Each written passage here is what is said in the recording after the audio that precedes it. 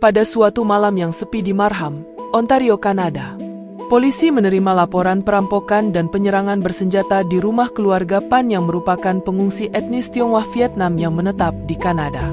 Setelah petugas datang ke lokasi yang dilaporkan, mereka menemukan sang kepala keluarga beserta istrinya tergeletak tidak berdaya dengan beberapa luka tembakan.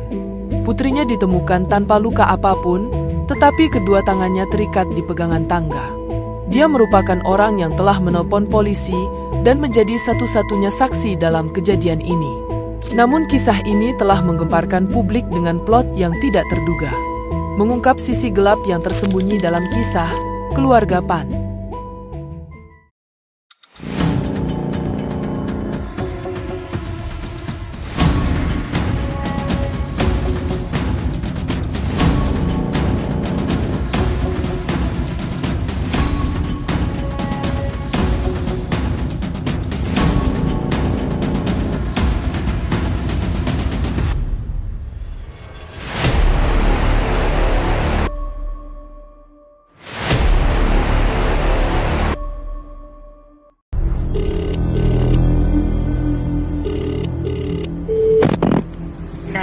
Help me, please. I need help. I don't know my parents are.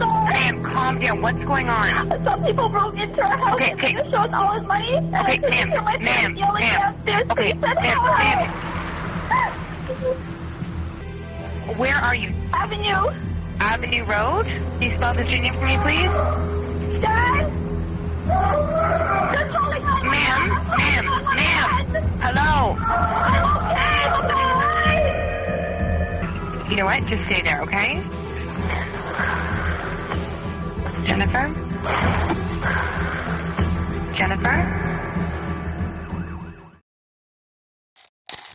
Hue Han Pan dan istrinya Big Ha Pan adalah pengungsi etnis Tionghoa dari Vietnam ke Kanada. Han lahir dan menempuh pendidikan di Vietnam, lalu pindah ke Kanada pada tahun 1979 sebagai pengungsi. Begitu juga dengan Big yang datang ke Kanada sebagai pengungsi. Mereka menikah di kota Toronto dan tinggal di distrik Scarborough. Dari hasil pernikahannya, mereka dikaruniai 2 orang anak perempuan yang diberi nama Jennifer Pan, lahir pada tahun 1986, dan anak laki-laki yang 3 tahun lebih muda dari Jennifer, diberi nama Felix Pan, lahir pada tahun 1989. Untuk membangun ekonomi keluarga mereka, Han dan Big bekerja di sebuah perusahaan produsen suku cadang mobil. Han bertugas sebagai pembuat alat dan cetakan, sementara Big merupakan seorang supervisor di perusahaan tersebut. Pada tahun 2004, keluarga Pan membeli rumah yang cukup bagus dengan 2 garasi mobil di Unionville, perumahan di Markham, Ontario, sebuah kota di wilayah Toronto Raya dengan populasi orang Asia yang mayoritas menetap di sana. Sebagai orang tua, mereka menetapkan banyak tujuan untuk anak-anak mereka dan memiliki harapan yang cukup tinggi terhadapnya. Mereka percaya bahwa pendidikan adalah kunci kesuksesan dan menerapkan disiplin yang ketat dalam mendidik Jennifer dan Felix. Anak tertua yaitu Jennifer, merupakan anak dengan berbagai bakat yang ia miliki. Jennifer diminta untuk mengambil pelajaran teori musik dan harmoni pada usia 12 tahun. Dia juga menguasai ilmu bela diri dan merupakan perenang yang handal. Jennifer juga mengambil kelas seluncur indah dan berlatih setiap hari dalam seminggu dengan keinginan untuk menjadi juara seluncur indah di Olimpiade, tetapi impiannya harus berakhir ketika dia mengalami cedera yang mengakibatkan ligamen lututnya robek. Dia bersekolah di SMA Katolik Mary Ward dan memainkan alat musik seruling di band sekolahnya. Sedangkan adiknya yaitu Felix, sama seperti Jennifer, dia juga diasuh dengan ketat untuk memenuhi harapan orang tuanya. Dia bersekolah di sebuah sekolah swasta di Toronto. Namun pada suatu hari, kedamaian dalam rumah keluarga Pan berubah menjadi mencekam ketika suatu tragedi menimpa keluarga tersebut. Pada tanggal 8 November 2010, dalam keheningan malam yang sepi di kediaman keluarga Pan, kecuali Felix yang tidak berada di rumah saat itu, dirampok dengan todongan senjata oleh 3 orang pria. Sekitar jam 10 malam, para penyusup masuk melalui pintu depan dan menemui Big serta Jennifer yang berada di ruang tengah. Salah satu pria menodongkan pistol ke Big sementara dua lainnya kemudian mengikat Jennifer di pegangan tangga, lalu bergegas naik ke kamar tidur utama dan menodongkan pistol ke kepala Han yang berada di kamar itu dan memaksanya turun ke ruang tengah. Para perampok itu kemudian meminta uang kepada Han, namun Han mengatakan bahwa ia hanya memiliki $60 di dompetnya. Para pria itu kemudian membawa pasangan suami istri tersebut ke ruang bawah tanah yang ada di rumah tersebut, kemudian menutupi kepala Han dan Big dengan selimut, lalu melepaskan 2 tembakan ke arah Han yang mengenai bahu serta wajahnya, dan 3 tembakan lagi yang dilepaskan mengenai kepala Big. Mereka berdua tersungkur bersimbah cairan merah. Jennifer yang mendengar suara tembakan, kemudian mengambil HP di saku celananya lalu segera menelpon polisi. Setelah mengacak-acak isi rumah itu, ketiga perampok segera pergi dengan membawa uang sebesar $2.000 atau sekitar 18 juta rupiah pada tahun itu. Polisi yang menanggapi laporan perampokan dan penyerangan di rumah keluarga Pan segera bergegas ke lokasi kejadian. Saat di TKP, petugas mendapati Jennifer tidak terluka sama sekali, tetapi kedua tangannya terikat di pegangan tangga dan merupakan orang yang menelpon polisi. Big menerima luka tembakan sebanyak 3 kali di kepala dan dinyatakan tewas di tempat. Namun Han, secara tak terduga dapat selamat dalam kejadian itu dengan luka tembak yang mengakibatkan tulang lehernya retak, pecahan peluru tertinggal di wajahnya, dan tulang di atas matanya patah sehingga membuatnya buta secara permanen. Dalam kondisi kritis dia segera dilarikan ke rumah sakit Marham Stouffville untuk mendapatkan pertolongan medis, tetapi dia dinyatakan tidak sadar dan mengalami koma. Jennifer diwawancarai oleh polisi mengenai insiden tersebut saat ayahnya berada di rumah sakit. Ia menceritakan saat kejadian, saudara laki-lakinya yaitu Felix, sedang belajar di Universitas McMaster dan tidak ada di rumah pada saat itu. Jennifer bercerita bagaimana ia mendengar perampok meminta uang kepada orang tuanya dan kemudian mendengar ibunya menangis. Ia kemudian mengeluarkan ponselnya dari saku di pinggang celananya untuk menghubungi polisi ketika ia mendengar suara tembakan.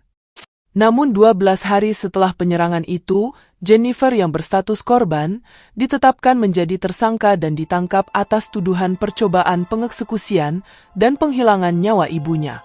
Kisah tak terduga ini mengandung plot twist yang mengguncang kepercayaan publik. Bagaimana bisa seorang gadis yang dianggap sempurna, namun di dalam dirinya tersembunyi kekacauan emosional yang mendalam? Dengan motif apa Jennifer sampai melakukan tindakan yang di luar batas terhadap orang tuanya? Mengungkap sisi gelap dari tekanan mental yang ia terima. Mari mundur sedikit ke kilas sebelumnya yang mengarah pada tindakan ini. Jennifer Pan, putri dari pengungsi Vietnam yang menetap di Kanada, tumbuh dalam keluarga yang menghargai pendidikan dan kerja keras. Orang tuanya menaruh harapan besar pada Jennifer untuk mengejar prestasi akademik. Sebagai pelajar, ia dikenal tekun dan sering belajar hingga larut malam, serta menjadikan pergaulan dan pacaran sebagai hal yang tabu demi fokus pada pendidikan. Ayah dan ibunya dikenal sangat tegas secara berlebihan, sehingga diberi julukan sebagai orang tua harimau oleh teman-teman Jennifer. Keluarga Pan menjemput Jennifer saat pulang sekolah setiap hari dan memantau dengan ketat kegiatan ekstrakurikulernya. Mereka tidak pernah mengizinkan putrinya untuk berkencan saat bersekolah di sekolah menengah atau menghadiri pesta dansa, karena takut kegiatan ini akan mengganggu komitmen akademisnya. Tetapi Jennifer merasa tertekan oleh harapan tinggi orang tuanya. Meskipun Jennifer mendapat nilai bagus di sekolah dasar, namun di sekolah menengah ia mulai mengalami penurunan prestasi dan kepercayaan dirinya pun merosot. Untuk menyembunyikan kegagalannya, ia mulai berbohong, yang kemudian berkembang menjadi kebiasaan yang penuh dengan kepalsuan. Orang tuanya, yang percaya bahwa Jennifer adalah pelajar teladan dengan nilai A yang sempurna, tidak menyadari kenyataan bahwa anaknya hanya mendapatkan nilai B, walaupun sebenarnya nilai ini sudah cukup baik, namun di mata keluarganya, nilai B dianggap sebagai aib, sehingga Jennifer terpaksa memalsukan raportnya. Pada tahun 2004 di sekolah menengah atas, meskipun nilai akademisnya masih terbilang baik, Jennifer gagal dalam mata pelajaran kalkulus, sehingga membuatnya tidak dapat diterima di Universitas Ryerson di Toronto. Dia tidak menyelesaikan pendidikan SMA-nya karena harapannya untuk lulus di universitas telah sirna. Tidak ingin dianggap gagal, untuk menghindari kekecewaan orang tuanya, dia mulai berbohong dengan memalsukan nilai-nilainya dan berpura-pura kuliah.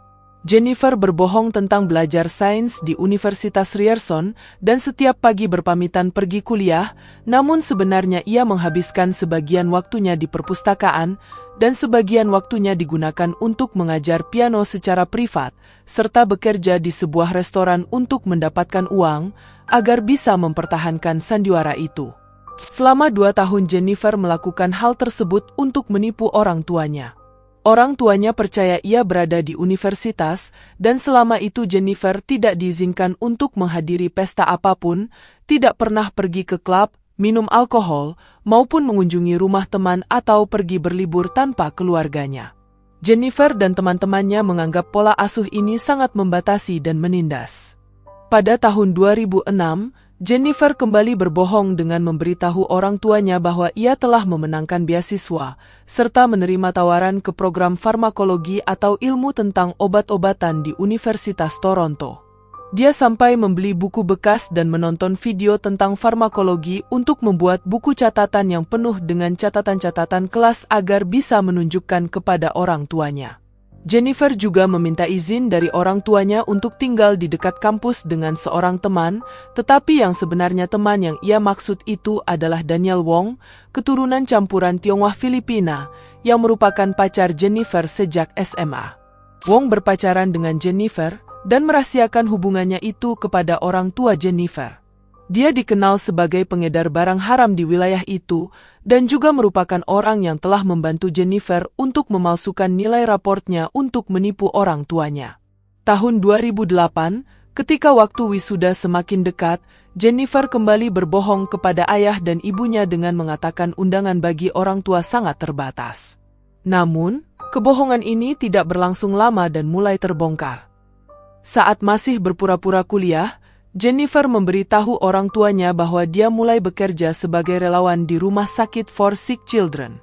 Han dan Big segera curiga ketika mereka menyadari bahwa Jennifer tidak memiliki lencana identitas atau seragam rumah sakit. Big kemudian mulai mengikuti putrinya yang katanya ingin pergi untuk kerja, tetapi yang ia dapati Jennifer sedang menemui pacarnya dan bukan pergi untuk kerja. Sangat marah mengetahui semua kebohongan putrinya yang sudah terbongkar, Han ingin mengusir Jennifer dari rumah, tetapi Big membujuknya untuk mengizinkannya tetap tinggal dengan memberikan kesempatan. Pengungkapan kebohongan yang dilakukan Jennifer membawa keruntuhan mendalam bagi kedua orang tuanya. Dengan semakin meningkatnya tekanan, Big dan Han memberlakukan aturan yang lebih ketat terhadap putri mereka yang telah dewasa. Segala bentuk komunikasi dan kebebasan pribadi, termasuk penggunaan telepon seluler dan komputer, dilarang keras. Bahkan pergerakan mobilnya pun diawasi melalui GPS. Karena Jennifer tidak menyelesaikan sekolah menengah atas, dia akhirnya mulai mengulang untuk menyelesaikan sekolah menengah atas sepenuhnya dan kemudian didorong oleh orang tuanya untuk mendaftar ke universitas. Jennifer dilarang untuk pergi kemanapun kecuali untuk pekerjaannya sebagai guru piano. Dia juga dilarang menghubungi Wong dan diminta untuk mengakhiri hubungannya, tetapi keduanya masih tetap berhubungan secara diam-diam. Namun situasi ini memaksa Wong untuk mengakhiri hubungan mereka karena pembatasan ekstrim yang diberlakukan kepada Jennifer oleh orang tuanya sehingga membuatnya sulit untuk bertemu ataupun berkomunikasi. Meningkatnya tekanan dan sebuah momen yang menjadi titik balik bagi Jennifer dengan menuai apa yang sudah ia tanam. Dalam kesendirian dan keputusasaannya, pada awal tahun 2010, ia menemukan kembali Andrew Montemayor, seorang teman lama dari masa sekolah dasar, dan mulai merenungkan cara untuk melepaskan diri dari belenggu tekanan yang dirasakannya. Jennifer dan Andrew mulai menyusun rencana yang pada awalnya hanya dimaksudkan sebagai pelajaran bagi orang tua Jennifer yang dianggap terlalu mengekang. Andrew memperkenalkan teman sekamarnya kepada Jennifer yaitu Ricardo Duncan yang akan ditugaskan untuk memberi pelajaran pada ayah Jennifer. Tetapi kemudian rencana Jennifer berubah dengan tak terduga. Dia membayar Duncan dengan uang $200 atau sekitar Rp1.800.000 pada saat itu dengan tugas untuk menghilangkan nyawa ayahnya. Jennifer menyuruh Duncan pergi keluar malam untuk mengeksekusi ayahnya di tempat parkir kerjanya. Tetapi Duncan menolak permintaan Jennifer dan mengembalikan uangnya karena tidak ingin terlibat terlalu jauh dengan rencana ekstrim tersebut. Ketika hubungannya dengan Andrew dan Duncan telah berakhir, Jennifer kembali berpacaran dengan Wong. Mereka bersama-sama mencari solusi atas tekanan yang diberikan Jennifer oleh orang tuanya. Dalam rencananya, mereka akan menyewa pengeksekusi bayaran profesional untuk menghabisi Han dan Big, dengan pertimbangan bahwa jika rencananya berjalan lancar, Jennifer akan tinggal bersama pacarnya dengan mewarisi harta orang tuanya sebesar $500.000 atau sekitar 4,5 miliar rupiah. Wong memberikan Jennifer sebuah ponsel baru beserta kartu SIM, agar dia tidak perlu menggunakan ponsel yang biasa ia pakai dengan pengawasan orang tuanya. Wong menghubungkan kenalannya kepada Jennifer, yaitu seorang pria bernama Lanford Crawford yang akan dia sewa untuk menghabisi orang tuanya. Crawford menuntut pembayaran sebesar $10.000 atau sekitar 90 juta rupiah atas tugas yang telah diberikan padanya.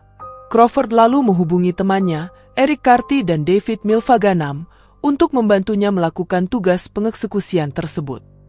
Tanpa disadari, rencana yang awalnya hanya untuk memberi pelajaran kepada orang tuanya, berkembang menjadi plot pengeksekusian yang mengerikan. Pada malam hari tanggal 8 November 2010, Jennifer membuka kunci pintu utama rumahnya ketika ayah dan ibunya berada di dalam kamar, lalu naik di ruang belajarnya di lantai atas, kemudian berbicara melalui telepon dengan Milvaganam untuk memberikan aba-aba. Pukul 22.05, Crawford bersama dengan Milvaganam dan Carty memasuki rumah keluarga Pan dengan masing-masing memegang senjata dan siap untuk melaksanakan rencana yang telah disusun. Big yang turun dari kamar untuk membaca majalah, secara tiba-tiba disergap dengan todongan senjata oleh salah satu penyusup, sementara dua lainnya naik ke atas dan membawa Han serta Jennifer turun ke ruang tengah. Han dan Big kemudian dipaksa ke ruang bawah tanah dengan kepala mereka yang ditutupi selimut, sementara Jennifer menunggu di ruang tengah. Big ditembak 3 kali di kepala dan meninggal di tempat, sementara Han ditembak di wajah dan bahu, namun berhasil selamat tetapi buta permanen dan mengalami koma. Setelah penembakan terjadi, Jennifer kemudian menghubungi polisi, sedangkan Crawford bersama dengan Milvaganam mengacak-acak kamar tidur utama dan mengambil uang sebanyak $2.000. Setelah menghubungi polisi, Carty mengikat tangan Jennifer di belakang punggungnya dengan tali sepatu, lalu mengaitkannya di pegangan tangga. Setelah mereka semua menganggap rencananya sudah berhasil, ketiga pria bersenjata bergegas pergi meninggalkan rumah tersebut. Dalam penyelidikan, polisi awalnya percaya kekayaan keluarga itu memikat para pelaku perampokan ke dalam rumah, tetapi menjadi ragu karena banyak barang berharga tidak dicuri. Penyelidik mempertanyakan jika motif para penyusup itu adalah perampokan, mengapa mereka tidak mengambil salah satu mobil mewah milik keluarga Pan, karena kunci salah satu kendaraan itu mudah diakses. Setelah mewawancarai Jennifer 2 kali, polisi menyadari beberapa bagian dari cerita Jennifer yang tidak masuk akal.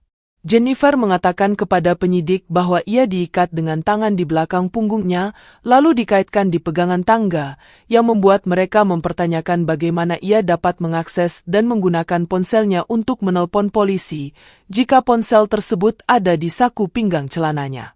Jennifer terus-menerus memberikan laporan palsu kepada petugas, namun, hal yang tidak disangka oleh Jennifer adalah ayahnya, yang secara ajaib dapat selamat dalam peristiwa tragis itu. Pada tanggal 12 November 2010, penyidik mendapatkan petunjuk terbesar dalam kasus tersebut ketika Han terbangun dari komanya dan mengingat setiap detail kejadian tersebut. Ia kemudian menceritakan fakta yang begitu mengejutkan dan mengatakan kepada polisi bahwa ia melihat putrinya berbicara dan berbisik dengan ramah kepada salah satu pria bersenjata seperti seorang teman, dan dia tidak terikat dengan apapun pada saat penyerangan berlangsung. Pada tanggal 22 November 2010, para penyidik mewawancarai Jennifer untuk ketiga kalinya dan mengatakan bahwa mereka tahu dia terlibat dalam perampokan dan penembakan tersebut. Semua laporan palsunya terbongkar dan pihak kepolisian sudah tahu segalanya tentang Jennifer yang telah melakukan konspirasi untuk menghilangkan nyawa orang tuanya. Jennifer tersadar lalu mengakui semua perbuatannya. Dalam pengakuannya, dia mengatakan telah menyewa para penyusup dengan rencana awal untuk mengeksekusi dirinya sendiri, bukan orang tuanya. Tetapi di pertengahan, rencananya berubah dengan tujuan untuk menghabisi kedua orang tuanya sebagai gantinya. Dengan air mata yang menetes, dia menceritakan tekanan yang telah dia alami sehingga ia memilih langkah ekstrim karena menurutnya hanya ini satu-satunya cara untuk terlepas dari belenggu yang selama ini mengekang dirinya. Setelah semua pengakuannya, Jennifer Pan, usia 24 tahun, ditangkap atas tuduhan pengeksekusian. Daniel Wong dan 3 orang tersangka lainnya ditangkap pada bulan April 2011. Pengadilan dimulai pada bulan Maret 2014, berlangsung selama 10 bulan, dan Han yang bersaksi melawan putrinya di pengadilan. Pada tanggal 13 Desember 2014, Jennifer Pan dinyatakan bersalah dan dijatuhi hukuman seumur hidup tanpa pembebasan bersyarat atas percobaan penghilangan nyawa tingkat pertama, percobaan pengeksekusian, dan konspirasi untuk melakukan pengeksekusian. Begitu juga dengan Daniel Wong, Lanford Crawford, David Milvaganam, dan Eric Carty, semua dijatuhi hukuman yang sama seperti Jennifer. Saat vonis bersalah diucapkan, Jennifer menunjukkan ketenangan yang mencengangkan, tanpa emosi yang terlihat. Namun, ketika ruang sidang mulai sepi dari awak media, dia menangis dan gemetar, tak mampu menahan beban emosional yang dialaminya. Kisah ini menyoroti perjalanan seorang anak emas yang dianggap sempurna oleh dunia luar, namun di dalamnya tersembunyi kekacauan emosional yang mendalam. Ketika ambisi orang tua berubah menjadi beban yang tak tertahankan, timbul keputusasaan yang bisa mendorong seseorang ke tepi jurang kehancuran. Kisah keluarga Pan memberikan pelajaran berharga tentang pentingnya keseimbangan dalam mendidik anak dengan empati dan pemahaman moral dalam keluarga. Terima kasih telah menyimak tayangan ini hingga selesai. Jadikan kisah ini sebagai pelajaran agar tidak kembali terjadi di waktu yang akan datang. Semoga kalian senantiasa sehat dan diberikan rezeki yang melimpah. Jadilah manusia yang bermanfaat bagi sesama dan dijauhkan dari sifat-sifat yang menyimpang. Sampai bertemu kembali di kisah selanjutnya.